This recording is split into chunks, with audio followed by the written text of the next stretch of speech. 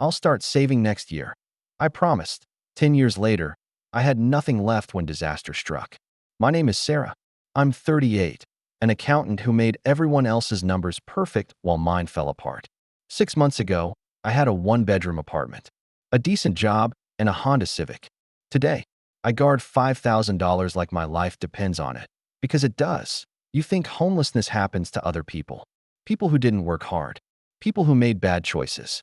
I thought that too, until the eviction notice came the same day Mom called from the cancer ward. 3 months behind on rent, but I could juggle. Pay electric this week, groceries next, send what I could for Mom's treatments. I was good at math. I knew the formulas. What I didn't know was how fast you can fall when you've been promising yourself next year for a decade. The car became my first compromise. Not real homelessness, I told myself, just temporary. Then they took the car. Then came the shelter lottery at 4 p.m., the 5-minute showers, the woman who taught me to wrap everything I owned in a trash bag for a pillow. 8 months of pretending everything was normal at work while washing my hair in hospital sinks at 3 a.m. Here's what nobody tells you. When disaster comes knocking and your savings account shows zero, which runs out first, your options or your dignity? I'll start saving next year. I promised. 10 years later, I had nothing left when disaster struck. The eviction notice arrived on a Tuesday, which felt wrong somehow. Bad news should come on Mondays, when you're already braced for impact. I found it wedged between a Domino's coupon and my Edison bill during my lunch break. Sitting in my gray cubicle at Morrison & Associates while Janet from the next desk complained about her mortgage refinance for the third time that week. 3 months behind. That's what the paper said in bold letters at the top, like a report card I'd failed. $1,600 per month times 3 for $1,800. I was good at math. It was literally my job, making other people's numbers line up in neat columns while mine scattered like dropped coins. That my phone buzzed as I was reading the part about 72 hours to vacate. Mom's number. I almost didn't answer, but she'd been at Dr. Patel's office all morning for test results.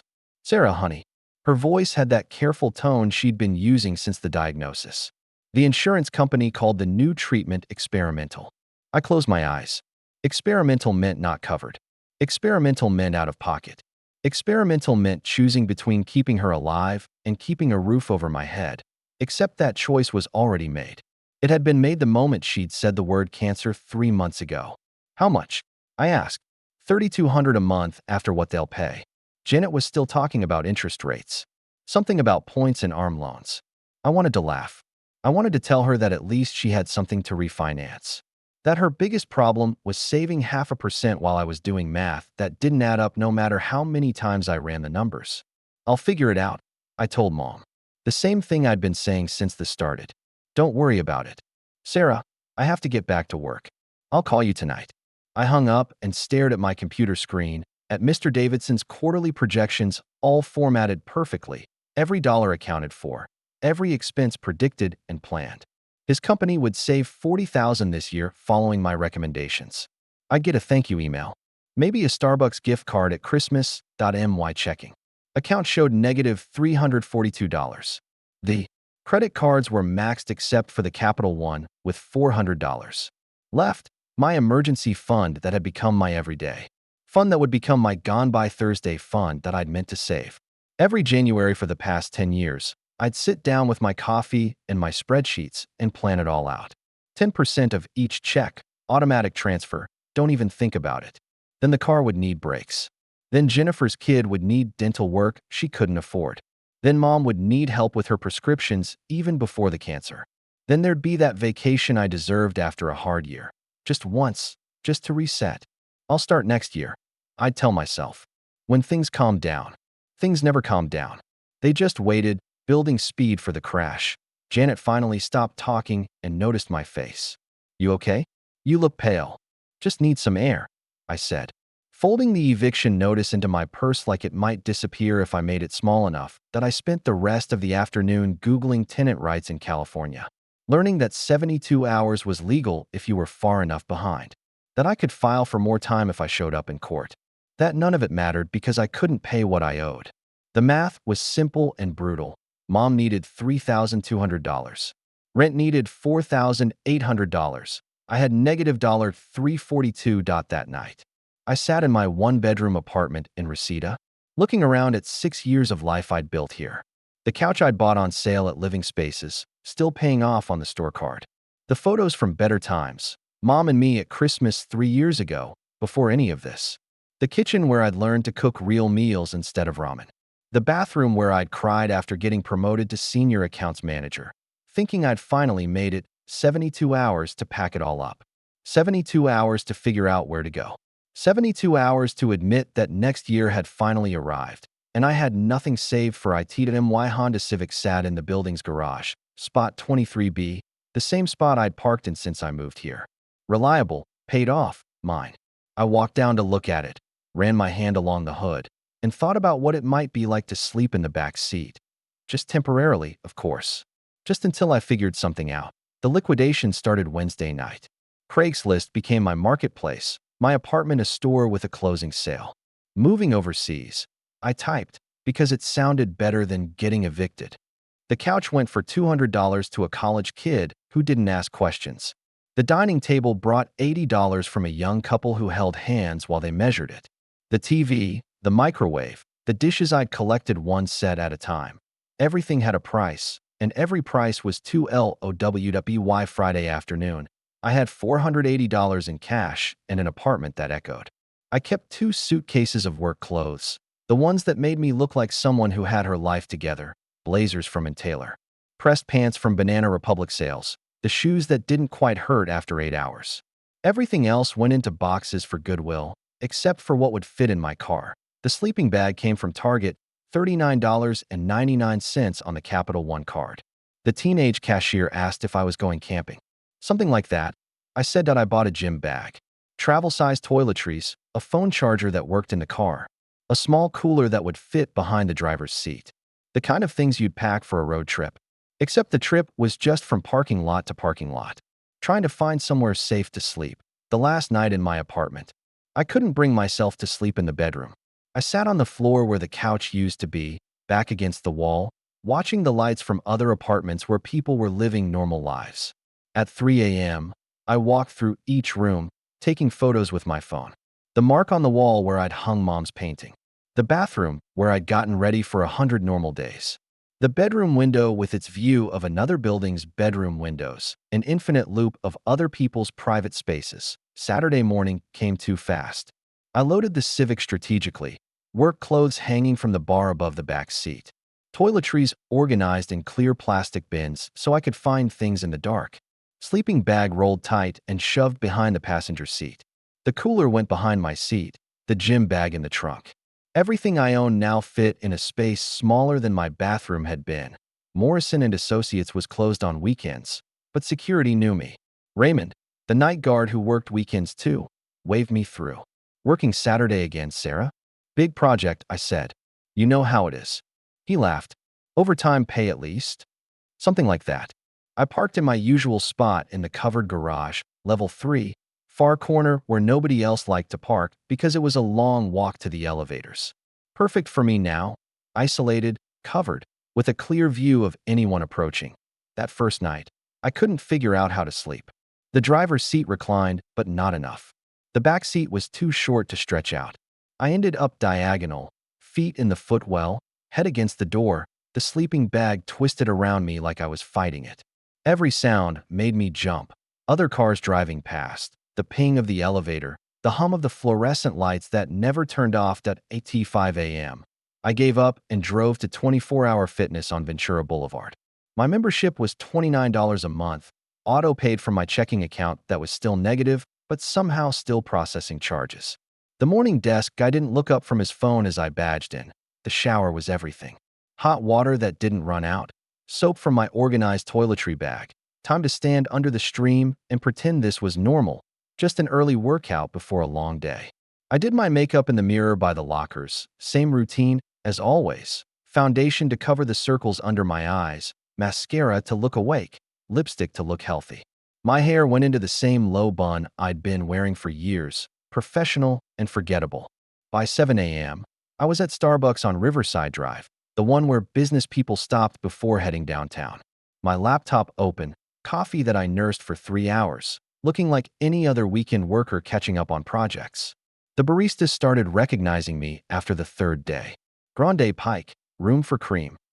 You know it, I said, like we were old friends, like I had somewhere else to be. The trick was rotation. Starbucks in the morning, library in the afternoon, a different coffee shop in the evening. Never staying long enough to become a problem. Always buying something to earn my seat. Always looking busy and important on my laptop. At night, I'd return to the Morrison and Associates garage, park in the same spot, and pretend I was camping. Just temporarily. Just until something changed. Monday morning, I'd walk into the office like nothing was different. Like I hadn't just washed my face in the gym sink. Like my entire life wasn't packed into a 2004 Honda Civic with 127,000 miles on it. The email about the all-hands meeting appeared Thursday night while I was trying to find a comfortable position in the back seat. Organizational restructuring, it said. My stomach dropped, and not from hunger this time. Marcus Williams from HR had the kind of face that was built for bad news. Soft enough to seem sympathetic, professional enough to keep distance. He stood at the front of the conference room that Monday morning, clicking through PowerPoint slides about right-sizing and market adjustments, while 43 of us sat in chairs that suddenly felt less permanent. We appreciate everything you've all contributed, he said, not looking at any of us. But the company needs to adapt to current economic conditions. The list came next. 17 names. Mine was number 12. The rest was choreographed. Security badges deactivated at noon. Boxes would be provided. Final paychecks would include 2 weeks severance plus accumulated vacation time. Sign here, initial there. Don't forget your non-compete agreement still applies. I did the math while Marcus talked about COBRA benefits I couldn't afford. 2 weeks pay plus vacation time came to $3,847 after taxes. It felt like a fortune and nothing at the same time. Janet wasn't on the list. She caught my arm as I headed to my desk. Sarah, I'm so sorry. This is crazy. You're one of the best we have. Had. I corrected and tried to smile. Packing my desk took 10 minutes. 5 years reduced to one banker's box. A few personal items, my coffee mug that said, World's okayest accountant. The stress ball shaped like a calculator. Everything that mattered was already in my car. Had been for 2 weeks. Raymond helped me carry the box to the garage. He'd heard about the layoffs, said something about corporate greed. Asked if I'd be okay. I'll figure it out, I said. The same words I'd been telling Mom, telling myself, telling anyone who asked. He watched me load the box into my trunk, next to the gym bag and the cooler that now held nothing but a half-eaten sandwich from yesterday. You take care, Sarah, he said, and I realized this was goodbye. No more safe parking. No more covered spot. No more pretending I was just working late. I drove straight to check in, go to cash the check. The woman behind the bulletproof glass counted out bills after taking her $47 fee. I sat in the parking lot, organizing the cash into envelopes. $2 for $100 for Mom's treatment. $600 for minimum credit card payments to keep them from collections. $300 for the phone bill that was about to disconnect. $200 for gas and food. $347 left over. $347 to last until I found another job. I'd already applied to 16 positions over the past 2 weeks, sitting in coffee shops using their Wi-Fi, trying to list Morrison and Associates as a current employer even though I was living in their parking garage. Mom's payment had to be made in person at Dr. Patel's office in Riverside. I drove out that afternoon, windows down because the AC used too much gas, listening to the radio talk about unemployment rates and economic recovery. The receptionist smiled when she took the cash, counting it twice, giving me a receipt that showed a remaining balance of $8,000. Will you be able to pay next month? She asked gently. I'll figure it out, I said. That night, I couldn't go back to Morrison and Associates. The badge was dead, and Raymond would have to report me now that I didn't work there. I tried the Walmart on Laurel Canyon first, but there were signs about no overnight parking and a security truck that circled every hour. The strip mall in Van Nuys seemed safer. A nail salon, a tax place, a Chinese restaurant that closed at 10. I parked behind the dumpsters, out of sight from the street, and tried to make myself small in the back seat. Around midnight, 3 teenagers showed up, smoking and laughing 20 feet from my car. I lay perfectly still, keys clutched in my hand.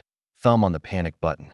They stayed for an hour, talking about school and girls and a party next weekend. Normal teenage things while I held my breath and wondered if they'd notice me, what they'd do if they did. When they finally left, I couldn't go back to sleep. I sat up, watching the parking lot, counting the hours until 5 a.m. when I could go to the gym and shower and pretend for another day that this was temporary. The phone rang at 6 a.m. "Mom, the doctors want to discuss next steps," she said, and I could hear the fear she was trying to hide. "Can you come today?" "Of course," I said, calculating gas money, wondering how many more trips to Riverside I could afford. "I'll be there by noon." I hung up and looked at my reflection in the rearview mirror. 2 weeks in the car had already changed my face. Hollow under the eyes, tight around the mouth.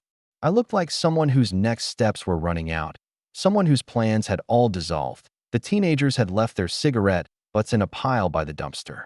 I stared at them while the sun came up. Evidence of their normal night, their normal problems, their normal lives that continued forward while mine sat still in a parking lot, waiting for something to change. January in Los Angeles isn't supposed to be cold, but that week the temperature dropped to 38 degrees at night. I'd been living in the Riverside Medical Center parking lot for 3 days, moving between levels to avoid security, pretending to visit different departments if anyone asked. Mom was dying. The doctors used prettier words: transitioning, comfort care, end stage. But the meaning was clear. The experimental treatment had failed. Her liver was failing. Everything was failing. I washed my hair in the third-floor bathroom at 3 a.m. when the nurses changed shifts. The pink soap from the dispenser left my scalp itchy, but it was better than nothing. I discovered that the hot water lasted exactly 4 minutes before turning cold, enough time if I moved fast, if I didn't think about how I'd gotten here. The hospital coffee machine became my kitchen. Instant oatmeal with hot water for breakfast, 75 cents. Crackers from the vending machine for lunch, $1.50. Another oatmeal for dinner. I'd lost 20 pounds in 6 weeks, but nobody noticed because I wore the same blazer every day, the one that still fit properly. Jennifer flew in from Phoenix on Wednesday, texting me from the Marriott about meeting times. She walked into Mom's room wearing fresh clothes and expensive perfume, pulling me into a hug. "God, Sarah, you look exhausted." "Haven't been sleeping well," I said, which was true. Hospital parking lots were bright and loud, full of ambulances and families crying in their cars. "Are you sick? You smell like..." She paused, sniffing. "Like antiseptic." "It's the hospital," I said. "I've been here a lot." Mom recognized us less each day. Sometimes she called me by Jennifer's name. Sometimes she asked for Dad, dead 10 years now. Thursday morning, she grabbed my hand with surprising strength. "Sarah, baby, you need to take care of yourself." "I am, Mom." "No," she said, her eyes suddenly clear.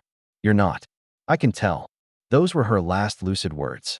She died at 4:47 a.m. on Friday, while I held her right hand and Jennifer held her left. The nurse who pronounced her dead was gentle, gave us time. Didn't mention that she'd seen me sleeping in the waiting room for 3 days. The funeral home wanted $8,000. Jennifer put it on her visa without blinking, and I promised to pay half when things stabilized. Both of us pretending that would happen soon. After the service, Jennifer hugged me in the parking lot. "You smell different," she said again. "Like car air freshener." I laughed. "Too high, too sharp." "New laundry detergent." She looked at me for a long moment, then pressed something into my hand. $500 in 20s. "Just in case," she said, and flew back to Phoenix before I could argue. March 15th started like any other Cardwelling day. I parked outside the Ventura Boulevard Starbucks at 7 a.m. Went inside for my morning routine, bathroom first. Then a small coffee-eyed nurse for 3 hours while using their Wi-Fi to apply for jobs. The barista knew my name now. "Morning, Sarah." "Usual. Just a tall today," I said, counting out exact change that I'd been in the bathroom maybe 3 minutes. Washing my face, brushing my teeth with the travel toothbrush I kept in my purse, trying to make myself look like someone worth hiring. When I came out, my car was already hooked to the tow truck. "Wait." I ran outside, coffee abandoned, purse banging against my hip. "That's my car. I'm right here." The driver didn't even look up. 32 unpaid parking tickets. "It's in the system. I can pay them." "I'll pay right now." A lie. I had $247 to my name. "Gotta take it in. You can sort it out at the impound." I watched him lift my entire life onto that truck. My laptop with all my resumes. My phone backup with the last photos of mom. My birth certificate in the glove compartment. My interview clothes hanging in the back. The sleeping bag that made nights bearable. Please, I said, and I wasn't above begging. Everything I own is in there. Should have thought of that before skipping 32 tickets. The truck pulled away while I stood on the sidewalk, holding nothing but my purse and the knowledge that I'd just crossed a line I couldn't come back from. I called the impound lot from the Starbucks phone they let me use out of pity. Official police garage, the woman said. $75 per day storage fee, plus the original $1,847 in tickets, plus a $250 processing fee. Cash or certified check only. When can I get my things out?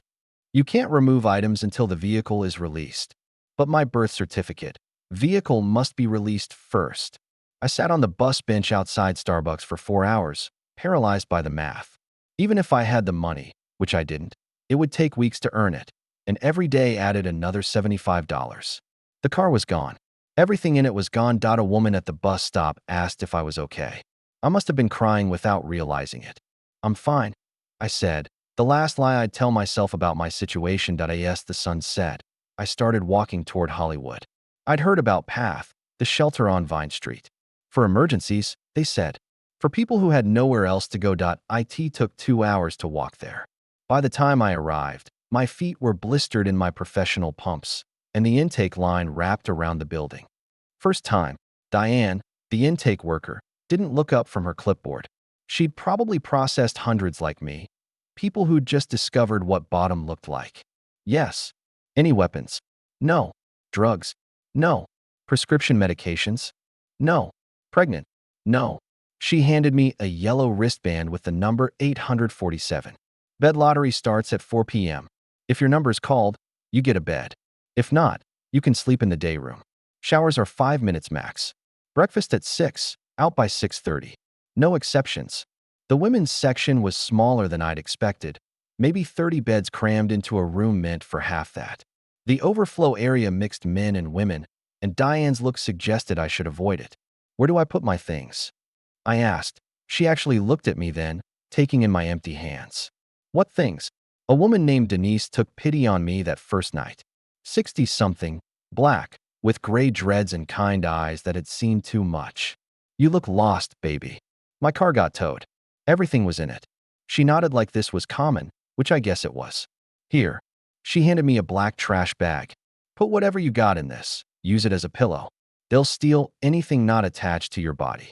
I had nothing to put in it except my purse, but I followed her advice. The bag crinkled every time I moved, a sound I'd learned to associate with homeless sleep. Don't look so scared, Denise said. Fear makes you a target. Look tired instead. Everyone understands tired. The lottery was simple chaos. Diane called numbers. People pushed forward. Beds were claimed. My number wasn't called. It wouldn't be called for 6 nights straight. The day room had plastic chairs and fluorescent lights that never turned off. I learned to sleep sitting up, chin tucked, trash bag pillow clutched to my chest. I learned the difference between someone coming down from meth, twitchy, picking at their skin, and someone in psychosis, talking to people who weren't there. That I learned the economy of homelessness. Cigarettes were currency. I bought a pack even though I didn't smoke, traded them for information. Which churches served meals without sermons? Presbyterian on Highland, Methodist on Sunset. Which libraries let you stay all day? Central, if you didn't fall asleep. Which social workers actually returned calls? None of them, but Maria tried. The showers ran from 6 to 8 a.m., women only. 5 minutes of hot water if you were lucky, 3 if someone was waiting. I learned to wash my hair with the pink soap, to dry myself with paper towels, to do makeup in a mirror that someone had punched, creating a spider web of cracks. Days blurred together. Wake at 6. Shower if lucky. Out by 6:30. Walk to the library. Apply for jobs on the computer. Walk to a church for lunch. Back to PATH by 3:30 for lottery. Lose lottery. Find a chair. Try to sleep. Repeat. My professional clothes deteriorated. The blazer got a stain I couldn't wash out. The pants developed a smell that wouldn't leave. I watched myself disappear in the broken mirror each morning, becoming someone I didn't recognize. A social worker mentioned something about benefits, emergency assistance if I could prove my last address. But that proof was in my impounded car, growing more expensive every day. Might as well have been on the moon. April brought pain that started as a dull ache and grew into something that consumed every thought. Upper left molar, probably infected, definitely untreated. I'd been ignoring it for months, back when I had bigger problems, but infection doesn't care about your priorities. By the second week, the left side of my face had swollen like I'd been in a fight. The women at Path gave me space, assuming I'd been beaten, not wanting to ask. Denise brought me ibuprofen she'd gotten from the free clinic, but it was like fighting a fire with a water gun. The emergency room at County took 6 hours to see me. The doctor, younger than me and exhausted, prescribed antibiotics but wouldn't pull the tooth. You need to see a dentist for extraction. I don't have insurance. The free clinic on Alvarado does dental on Thursdays. How long is the wait? 3 weeks, maybe 4. I couldn't wait 3 weeks. The pain had become my whole world, throbbing with my heartbeat, making it impossible to think clearly enough to fill out job applications. I'd sit at the library computer, trying to write cover letters, but the words swam through the pain. A woman at Path told me about the dental school at USC. Students did the work for cheap, supervised by real dentists. It took 3 buses to get there, 2 hours each way, but they saw me that day. The student was nervous, kept checking with his supervisor. The extraction took an hour, the tooth fighting to stay. When it finally came out, cracked and black at the root, I cried from relief. You'll have a gap, the student said apologetically. A bridge would be how much? Maybe 2,000. I laughed, which hurt. A gap it would be. The hole in my smile became another marker of how far I'd fallen. In job interviews, the few I got, I learned to smile with my mouth closed, to speak carefully so the gap wouldn't show. But people knew. There's a look that says dental problems, and it doesn't say hire me. My unemployment had run out the week before. $0, the website said, like I needed the decimal points to understand how broke I was. I'd been selling plasma twice a week, $30 per donation, until they banned me for low iron. Eat more red meat, the technician had said. Like I had a kitchen, like I had money for meat. Like I had any choice in what I ate. I stood in line at the welfare office for 4 hours only to be told I needed documents. Birth certificate, proof of address, tax returns. All in my impounded car, which now had $3,600 in fees attached to it. Might as well have been $1 million. The Obama phone I'd gotten from a social worker worked sometimes. Mostly not. I'd miss callbacks from jobs, from services, from the world that required consistent communication to function. By the time I could find Wi-Fi to check email, the opportunities were gone. June arrived with temperatures in the 90s and no relief. The infection was gone, but the gap remained. A reminder every time I caught my reflection that I was becoming someone else. Someone who looked like they'd given up. June meant summer. Meant families taking vacations. Meant my nephew's high school graduation. I'd forgotten, honestly. Dates had stopped matching when every day was the same. Wake up, survive, sleep, repeat. Jennifer found me through Path. She'd hired someone, she said later. A private investigator who tracked down homeless shelters, showed my photo, asked questions. It took him 3 days to find me. Diane called me to the desk one evening, handed me the phone with a look that said trouble. Sarah, Jennifer's voice, tight with anger and fear. What the hell is going on? Hi, Jen. Don't hi, Jen me. I hired a PI. I know where you are. Silence. What could I say? That I'd been living in a shelter for 4 months? That I'd lost everything? That I hadn't wanted her to know? Tommy's graduation is tomorrow, she said, softer now. You promised you'd be there. Tommy, 18 now, headed to Arizona State. I'd sent him $50 for his birthday every year since he was born, even this year, even when it meant not eating for 2 days. I have the flu, I said. I can't travel. Bullshit. Are you using? The accusation shouldn't have hurt, but it did. No. Then what? Why are you in a shelter? It's complicated. Sarah, now she was crying. Mom's gone. You're all the family I have left. Tell me what's happening. I lost my job. Lost my apartment. It's temporary. How long? For months. Silence again, but I could hear her breathing, processing, calculating. I'm sending money. No, Sarah, I can't give you an address. True, but also an excuse. I couldn't bear her pity.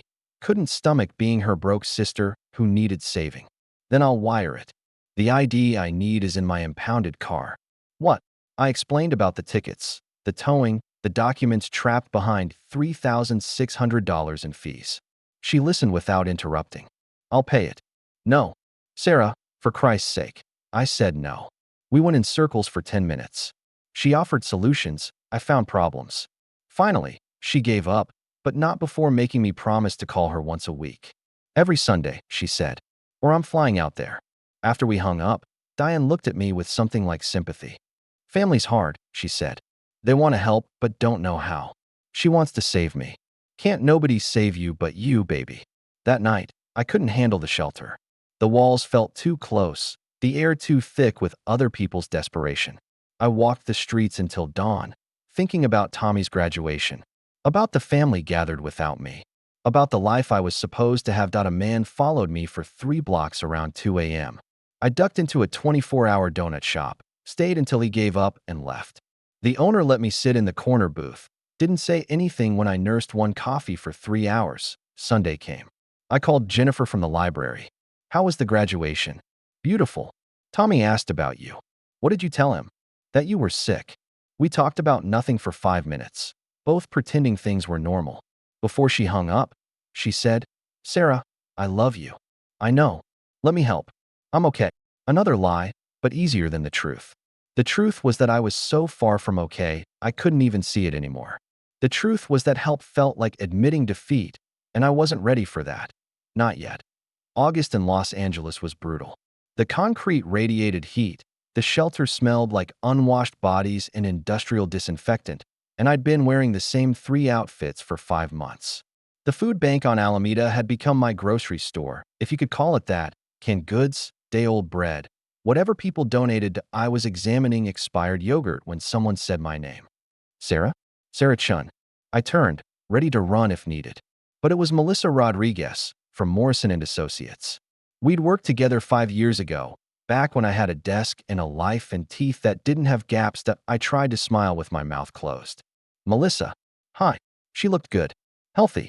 Clean clothes that fit, styled hair, makeup that wasn't applied in a cracked mirror. Everything I used to be. Oh my God, I heard about the layoffs. How are you? The question hung between us. I could lie, make excuses, run. Instead, maybe because I was tired, maybe because she'd always been kind, I said, not great. She looked at me then, really looked.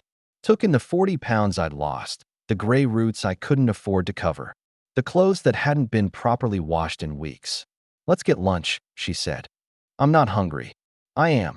She drove us to a Vietnamese place on Sunset, ordered for both of us without asking. When the food came, pho and spring rolls and iced coffee, I ate like what I was, someone who hadn't had a real meal in weeks. Talk to me, she said, so I did. The whole story poured out between bites. Mom's cancer, the eviction, the car, the shelter, the tooth, the impounded documents, the impossibility of climbing out of a hole that got deeper every day. She listened without interrupting, without the pity I'd been afraid of, without the judgment I'd expected. There's a new firm, she said when I finished. Woodland Hills. They're hiring anyone with experience. They pay weekly. They don't do background checks. I don't have clothes. I don't have a phone that works. I don't have— Stop. She pulled out her wallet, put her credit card on the table. We're going to Target. Melissa, no. Listen, 5 years ago, when my ex left me with nothing, someone helped me. Now I'm helping you. That's how this works. She drove me to Target, bought me an interview outfit, black pants, white blouse, blazer, flats that actually fit. Then CVS for makeup and deodorant. Then Supercuts for a haircut that made me look human again. My roommate's going out of town Tuesday through Thursday, she said. You'll stay with me. Shower, sleep in a bed, get ready for the interview. I can't. You can and you will. The interview was Wednesday. I showed up clean, rested, wearing clothes that fit, smiling with my mouth closed. They asked about the gap in employment. I said I'd been caring for my sick mother, which was partly true. They offered me the job on the spot. $18 an hour, weekly pay, starting Monday. I cried in their bathroom afterward, silent sobs that came from somewhere so deep I didn't know it existed. Not quite relief, not quite hope, but something in between. Melissa drove me back to Path that night. Her roommate was coming home, and 3 nights was all she could offer. First paycheck is in 10 days, she said. You can do 10 days. I've done 5 months. I can do 10 days. She hugged me in the car, and I smelled her shampoo, her clean clothes, her normal life. You're going to be okay, she said that I wanted to believe her. But okay felt impossibly far away, and 10 days felt like forever when you're counting every hour. The 2 weeks between getting hired and getting paid stretched like a month. I told myself it was just 14 more days, 336 more hours, 20,160 more minutes. I'd survived 5 months. 2 weeks should be nothing. But those 2 weeks nearly broke me. Melissa's roommate came back Thursday night, earlier than expected. She stood in the doorway of the guest room, looking at me like I was dangerous. Mel, can we talk? I heard them in the kitchen. The roommate's voice sharp, Melissa's defensive. Words like stranger and homeless and stuff going missing. I wanted to tell her I wasn't a thief, just broken, but there's no difference when you're scared. Just tonight, Melissa said when she came back. I'm sorry. It's fine. You've done enough. Sarah, really. I'll be fine. Friday morning, I was back at Path, back in the lottery, back to not getting a bed. But now I had something I hadn't had before, a job to get to on Monday. The weekend was about preservation. I couldn't get sick, couldn't get hurt, couldn't let anything happen that would stop me from showing up Monday morning looking professional. I spent Saturday at the laundromat on Western, washing my new interview outfit and the 2 other shirts Melissa had bought me. $6 in quarters I'd begged from strangers, claiming I needed bus fare. The shame of lying was less than the shame of showing up to work smelling like the shelter. Sunday was harder. Path was full. Some kind of sweep had happened downtown, pushing more people into the system. No bed, no chair, standing room only in the day room. A woman having a psychotic break threw a chair at 3 a.m. Security restrained her, but not before she'd cleared a space around her that we all avoided. Monday came like a miracle. For 30 a.m. alarm on the Obama phone that decided to work. Shower at Path at 5 a.m. Cold water because the hot ran out. Makeup in the broken mirror. Hair pulled back to hide that it needed washing. The same outfit from the interview. Pressed as well as I could manage. 3 buses to Woodland Hills. 2 hours. I arrived 45 minutes early. Sat in a coffee shop nursing a $2 coffee. Watching normal people head to normal jobs. At AT 7:45. I walked into Clearwater Accounting Services like I belonged there. You must be Sarah, the receptionist said. Welcome aboard. The first week was torture and heaven combined. 8 hours in air conditioning. A desk. A bathroom with soap and paper towels. A break room with free coffee. I wanted to cry from gratitude for things I'd never noticed before, but I was also falling apart. Sleeping at Path, or not sleeping. Eating once a day. Wearing the same 3 shirts in rotation. Smiling with my mouth closed. Praying nobody would get close enough to smell the shelter on me. Friday came. Direct deposit would take another week to set up, so they gave me a paper check. $576 after taxes. I stood at the check-in go, watching them count out the cash minus their fee. $533 in my hand. More money than I'd had in months. The motel was $45 a night, weekly rate of $280. I could afford 1 week and still have money for food, laundry, bus passes. Or I could stay at the shelter, save everything, put together enough for a real deposit somewhere. But I was so tired. So deeply, fundamentally exhausted that I couldn't think straight. 1 week. I told the motel clerk, counting out bills. The room was small, stained, smelled like old smoke. But it had a door that locked. A shower with endless hot water. A bed with sheets that, while thin, were clean. I lay down at 3 p.m. that Friday and didn't get up until Saturday afternoon. 13 hours of sleep that felt like coming back from the dead. When I finally showered, 20 minutes of hot water. I watched 5 months of Path circle the drain. Not clean exactly, but cleaner. Not saved, but not drowning. Sunday night, lying in that motel bed, I did the math again. $253 left. Another paycheck Friday. If I could last until then, if nothing went wrong, if I could just hold on a little longer, maybe I could climb out of this hole 1 paycheck at a time. Tomorrow was Monday. Week 2 at Clearwater. I had clean clothes, a shower, an alarm that would work because I could charge my phone. For the first time in 5 months, tomorrow looked possible. September meant decisions. The motel week was ending, and I stood at another crossroads with my second paycheck, $576 in hand. The same math, the same impossible choices. I'd found a sober living house on Craigslist. Victory House in Panorama City, $650 a month, no credit check, no questions asked. The catch, it was for people in recovery. AA meetings mandatory, curfew at 10 p.m., random drug tests that I wasn't an addict, but I was something. Addicted to the myth of next year, maybe. Addicted to believing I had more time than I did. "What's your substance?" asked the house manager, a thick man named Carlos with kind eyes and prison tattoos. "Life," I said, too tired to lie properly. He laughed. "That counts. First week's rent, then weekly after that. $160 a week." I paid him in cash, got a key to a room I'd share with someone named Maria. She worked nights at a warehouse, slept days. We'd be ships passing. The first mandatory AA meeting was that night. I sat in the circle of plastic chairs in the living room, listening to stories of rock bottom, DUIs, overdoses, families destroyed. When it came to me, I passed. "I'm just listening tonight." They nodded. Everyone understood not being ready, but I listened, really listened, to stories about promising themselves they'd quit tomorrow, next week, next year. About the slow slide looking flat until you were falling. About losing everything one piece at a time until you couldn't remember what you'd had. It sounded familiar, even if my drug was different. Maria turned out to be 45, Guatemalan, in recovery from meth. She'd been clean 2 years, worked at an Amazon warehouse. Sent half her money home to kids she hadn't seen since she'd gotten deported and snuck back. "You don't look like an addict," she said that first night. "Neither do you." I hide it better now. "You running from something?" "Running to something, I hope." She laughed. "Aren't we all?" The routine at Victory House was strict but stabilizing. Up at 6. Shower, my own time, hot water, no line. Bus to work. Back by 6 p.m. Dinner in the common room. Everyone contributed $20 a week for communal food. Meeting at 8. Bed by 10. After 2 weeks, I started sharing in meetings. Not about drugs or alcohol, but about the addiction to tomorrow, to next year, to the promise that there would always be more time. "My name is Sarah," I said one night, "and I'm addicted to believing I'm different.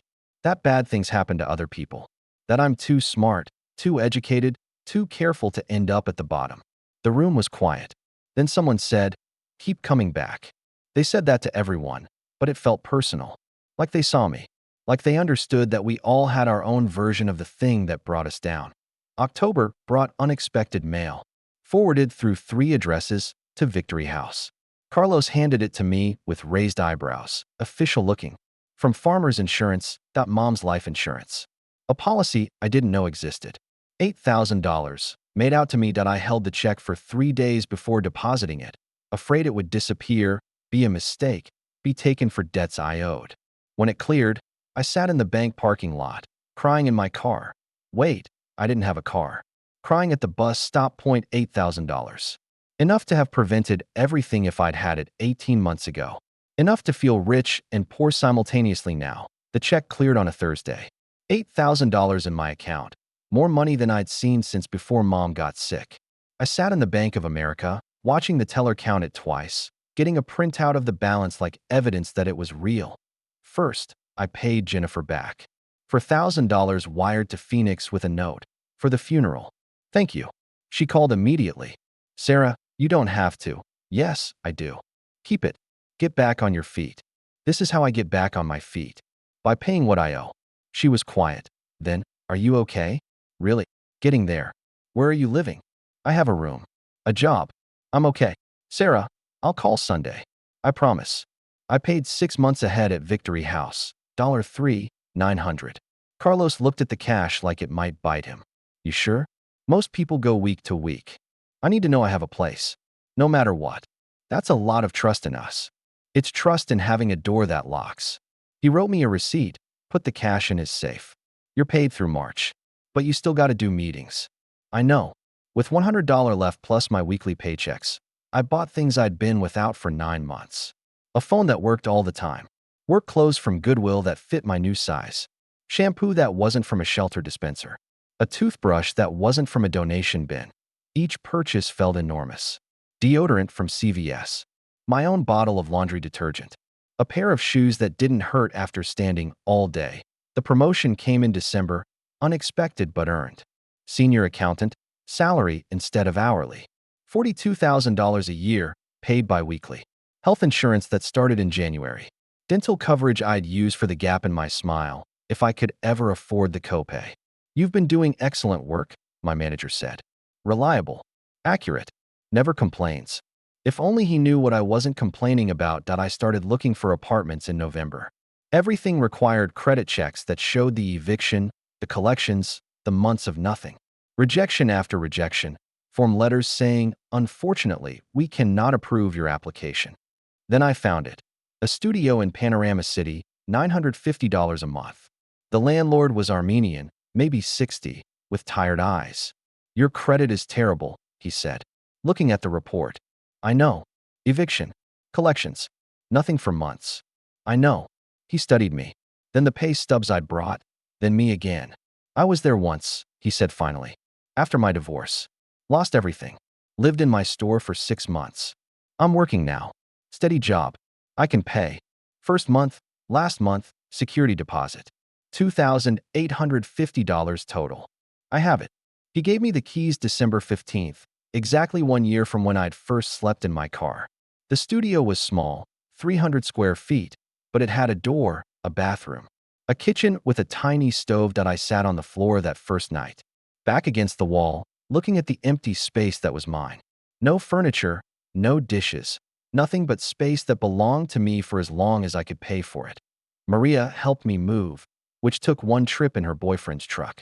My entire life fit in the bed.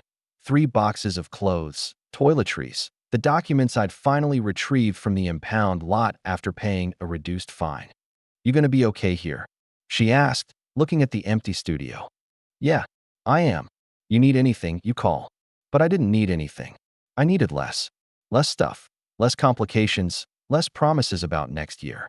Just this empty room and the chance to fill it slowly, carefully, with a life that couldn't disappear in 72 hours. January marked 2 years since Mom's diagnosis. 1 year since her death. 1 year since everything fell apart. I was 39 now, starting over with less than nothing but more than I'd had 6 months ago. The sober living house called, asking if I'd speak at their meeting. Carlos said new residents needed to hear recovery stories, even weird ones like mine. I wasn't really an addict, I said. Everybody's addicted to something. Yours was just harder to see. Tuesday night, 15 people in the circle. Some fresh from the street, eyes darting toward the door. Some 90 days clean, sitting straighter, looking proud. Some old-timers, there for the coffee and company. My name is Sarah, I started, and I was addicted to next year. I told them about the eviction notice, the car, the shelter. About washing my hair in hospital sinks while Mom died. About the infected tooth and the impounded car and the 8 months it took to crawl out of the hole I'd been digging for a decade. The thing about next year, I said, is that it never comes. It's always out there, perfect and clean, waiting for you to be ready. But you're never ready. You just run out of time. A young woman in the corner was crying. 20-something, tracks on her arms, that hollow look of early recovery. How did you survive? She asked. 1 day at a time. 1 shower at a time. 1 small victory at a time. Same as you. After the meeting, she found me outside. I had a job once. An apartment. I keep thinking I'll never get back there. You won't, I said, and she flinched. You'll get somewhere different. Maybe better, maybe worse, but definitely different. And different is okay. February now, and I had a routine. Work, home, save. Every paycheck, $200 into savings no matter what. The account grew slowly. $400, $600, $800. Each deposit a step away from the edge. My studio had furniture now, all secondhand. A futon from Craigslist. A table from a yard sale. Dishes from the dollar store. Nothing matched, everything functioned. Jennifer visited in February, insisted on taking me to dinner somewhere nice. I chose Denny's. You can afford better now, she said. I can afford this repeatedly. That's what matters. She studied me across the booth, taking in the changes. The gray in my hair I hadn't bothered covering. The gap in my smile I'd stopped hiding. The clothes that fit but didn't impress. You're different, she said. Yeah, not bad different. Just careful. I learned what happens when you're not careful. Sarah, what happened wasn't your fault. Mom getting sick, losing your job, not having savings was my fault. Believing in next year was my fault. Those things happened, but I made them catastrophes. She reached across the table, squeezed my hand. I'm proud of you. For what? Surviving. For rebuilding. For speaking at meetings. For helping others. I'm just paying it forward. That's what I'm proud of. March came with spring and a raise. $45,000 now. Enough to breathe a little easier. My savings hit $2,000, then $2,500. I started a separate account labeled Mom Medical Fund and put $100 a month in it. For someone else's mom, someday, when they needed what I hadn't had. The woman from the bus stop called. I'd given her my number months ago when I recognized the look of someone sliding toward the edge. She'd gotten the temp job, was sleeping on her sister's couch, wanted to thank me. Don't thank me, I said. Just pass it on when you can. April brought a familiar sight. Someone new at the bus stop, same spot, same look. Professional clothes getting shabby, story getting vaguer, eyes that couldn't hold contact. This time a man, maybe 45, suit that had been expensive once. Waiting for a check, he told anyone who'd listen. Big contract payment. Any day now. I recognized the lie we tell ourselves before we admit the truth. I gave him $40 and the temp agency card. They don't check credit, I said. They pay weekly. He looked at me with suspicion, then hope, then shame. I don't usually. I'm not, I know. Call them. May was when I noticed the pattern.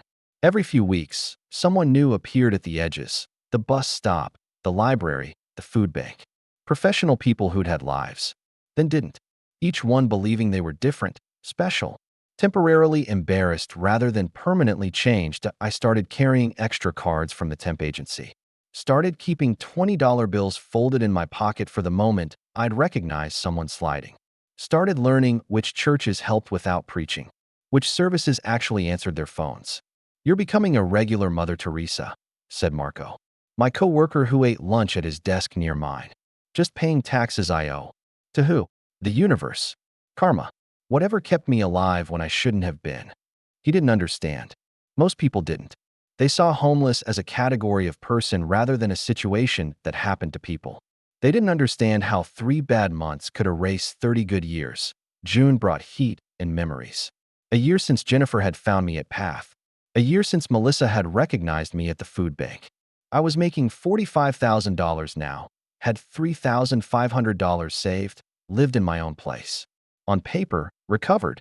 But recovery isn't a destination. It's a daily decision to not trust next year with this year's needs. That I still showered fast, 3 minutes max, saving water I didn't need to save. Still bought groceries for exactly 1 week, never more. Still checked my savings balance daily, sometimes hourly, making sure it hadn't disappeared. You're doing great, said Carlos when I stopped by Victory House to drop off some clothes I'd outgrown. Real success story. I'm doing okay. That's great in my book. July was when Melissa called. Her company was hiring, bigger role, better pay. Was I interested? It's $65,000, she said. Full benefits. Actual stability. The old me would have jumped at it. Would have seen the money and thought about what I could buy, where I could travel, how I could relax. The new me asked different questions. What's the commute? The hours? The layoff history? Sarah, it's a good job. I have a good job. This is better. Better is relative. I turned it down. Marco thought I was crazy. Jennifer thought I was scared. Maybe both were right. But I learned that reaching for more was sometimes how you lost everything. My savings hit $4,000 in August.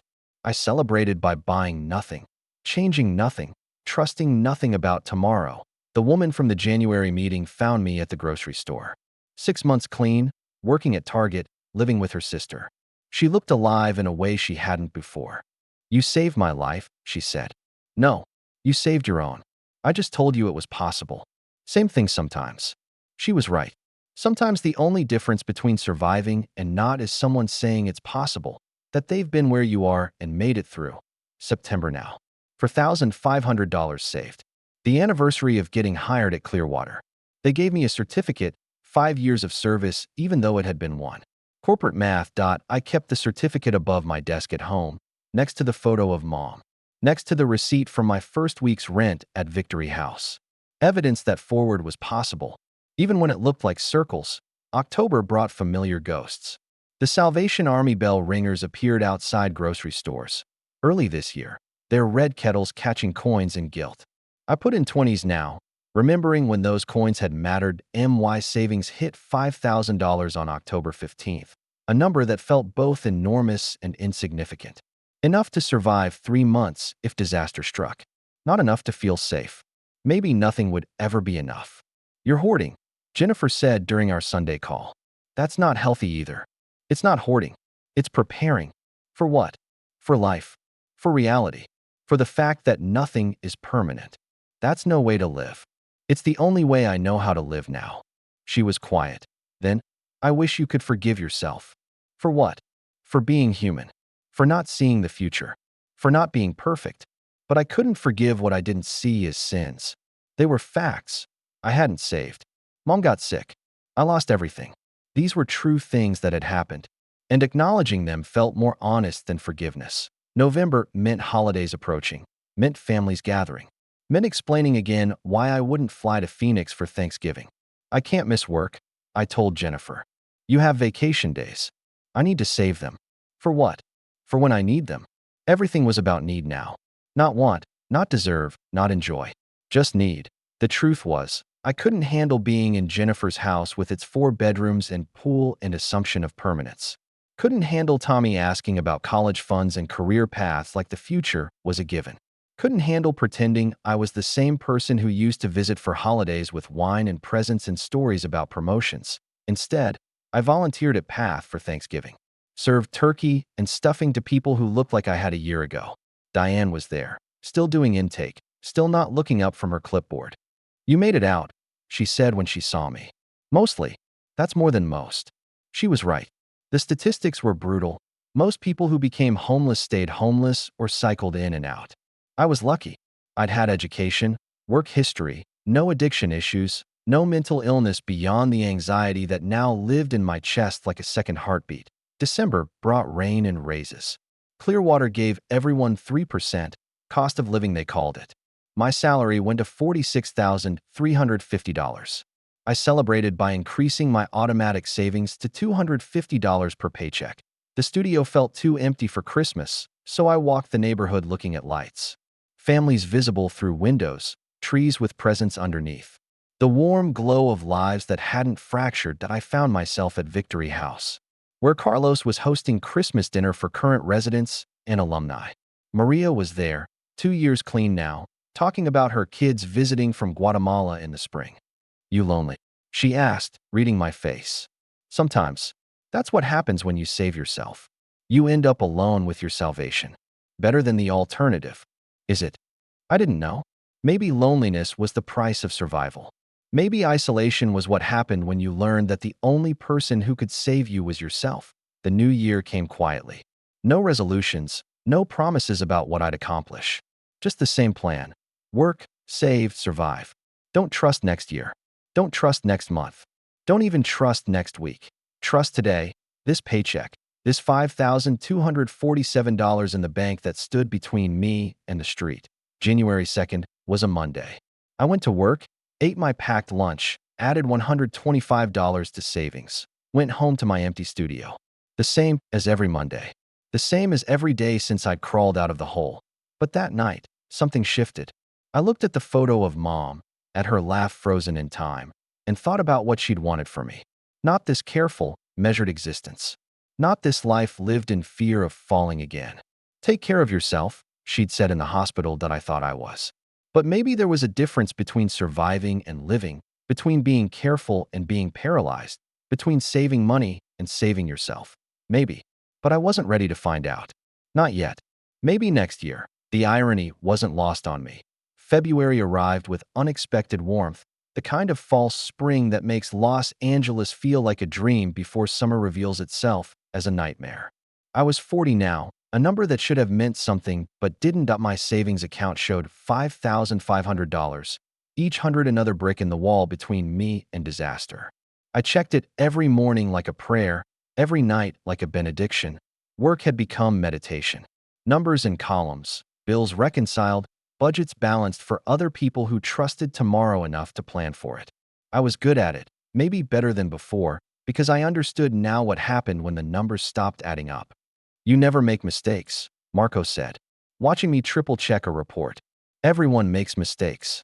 Not you. You're like a machine. Machines break too. He laughed, but I wasn't joking. Everything broke eventually.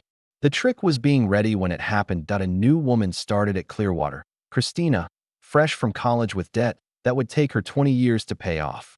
She had plans: car next year, condo in 5 years, marriage and kids somewhere in there. She reminded me of myself at 25, so sure the path only went up. Any advice? She asked during her first week. Save half of everything. Half? That's impossible. So is being homeless, until it isn't. She looked at me strangely, probably thinking I was dramatic or bitter. Maybe I was both. But I was also housed, fed, and had $5,500 that said I'd stay that way. March brought a problem I hadn't expected: a tooth abscess in a different molar. The pain was familiar but different, not the sharp agony of before, but a deep, throbbing ache that made thinking difficult. The dentist at the clinic said extraction or root canal. Extraction was covered by my insurance. Root canal was $1,200 out of pocket.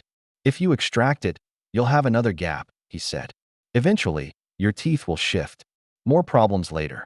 How much later? 5 years, maybe 10. Extract it. He looked at me with the expression medical professionals get when they know you're making the wrong choice for financial reasons.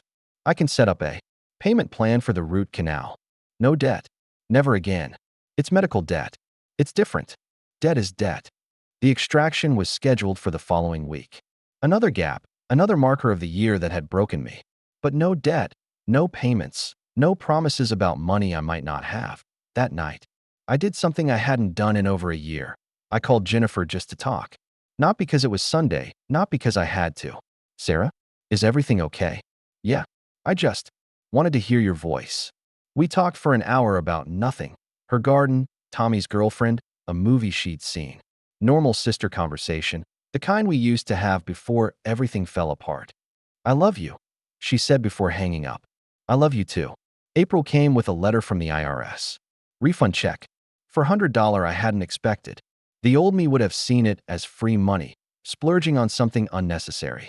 The new me deposited it immediately, watching my savings climb to $5,900. You should celebrate, said Melissa when we met for coffee. You've come so far. This is celebrating. Sarah, you can't live your whole life afraid. I'm not afraid. I'm prepared. Same thing sometimes. Maybe she was right. But being afraid and prepared had kept me housed for 16 months. Being confident and unprepared had left me washing my hair in hospital sinks. May brought the call I'd been dreading. Jennifer's voice, tight with tears. I found a lump. The world tilted. Not again. Not her. It's probably nothing, she continued. But the biopsy is next week. I'll come. You don't have to. I'll come. I used vacation days for the first time, flew to Phoenix on Southwest. Stayed in Jennifer's guest room that felt too soft, too safe, too much like the life I'd lost. The biopsy was benign. We cried in the hospital parking lot, holding each other, both remembering another hospital, another diagnosis, another outcome. I'm sorry, she said, for calling you, for scaring you. Don't ever apologize for calling me. When I thought it might be cancer, all I could think about was Mom, and you, and how fast everything can fall apart. But it didn't. You're okay. This time. The phrase that haunted everyone who'd been through it. This time the diagnosis was good. This time the job lasted. This time the savings were enough. This time.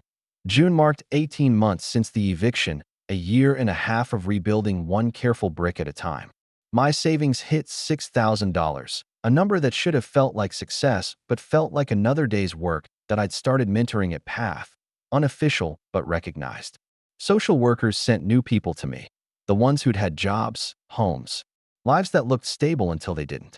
I taught them the math of homelessness, the geometry of survival. Shower early, I told an ex-HR manager. Document everything, I told a former restaurant owner. Don't look homeless, I told everyone, because once you look the part, you disappear. Some listened. Some thought they were different. Pride had kept me on the street 3 extra months. July turned my studio into an oven. The window AC, luxury, ran constantly and cost an extra $50 a month. The old me wouldn't have cared. The new me noticed. Comfort became preventative, a way to keep body and mind working so I could keep climbing. Clearwater offered me senior manager at $65,000. More money, more risk, more responsibility. I turned it down. My life had shrunk to small stability. A studio, a 10-year Honda bought with cash, slowly growing savings. I'd traded possibility for certainty, and, though it felt like settling, it was the life I'd earned. August marked 2 years since Melissa found me at the food bank. I sent flowers. She cried. "You saved yourself," she said. "You gave me the chance," I countered. We had dinner. She was planning a future that extended beyond next month. I felt grateful. Gratefulness felt steadier than happiness. September brought my 41st birthday. Jennifer sent $500. My savings hit $6,500. I told her that working and staying housed was my kind of celebration. Love, friendship, joy felt like luxuries I couldn't yet afford. Maybe when I had 10,000 saved. Maybe never. I had traded dreaming for surviving. And sometimes I wondered what I'd lost. October, small raises, automatic savings. November, Path invited me to teach financial literacy for people leaving homelessness. I insisted on teaching for free. The first class had a dozen people, all exhausted but attentive. I taught the math of survival, the cost of poverty, the cliff where a small raise can cost far more in lost benefits, and the absolute necessity of saving. December brought a surprise. Mom's rented house had been left to Jennifer and me. It needed work and sat in a tired neighborhood, but it was ours. $60,000 each if we sold. Or I could live there. Driving out, finding the key under the painted rock, I sat on Mom's couch and finally let myself grieve. Her handwriting in a nightstand note pushed me. Take care of yourself doesn't mean be afraid of everything. Start living again. On February 1st, I moved in. Repairs and moving dropped my savings to $5,000. The number made me nervous but not panicked. I planted tomatoes where Mom had, watched things grow, and felt the metaphor. My savings crawled back up, $5, $200, $5,500. Different now. Less a wall. More a foundation. I taught Path twice weekly. Graduates got apartments. I cooked Sunday dinners, Mom's recipes, with neighbors and new friends. A woman from my first talk called. Clean 18 months, housed. "You saved my life," she said. "You saved your own," I replied. Same thing sometimes. Morrison and Associates offered me a senior position at $70,000. I declined. Leaving Clearwater, the place that had hired me when I had nothing, felt risky in a way I no longer welcomed. "You could have so much more," people said. "I have enough," I answered. By year's end, my savings hovered around $6,800. I still check the balance every morning. The fear never fully leaves, but it becomes something you carry like keys, manageable. I water the garden, teach, work, and come home to a house that holds memory and possibility. Surviving became a way of living, careful and small, but fiercely mine. It's not the life I planned, but it's the life I built. And for now, that has to be enough.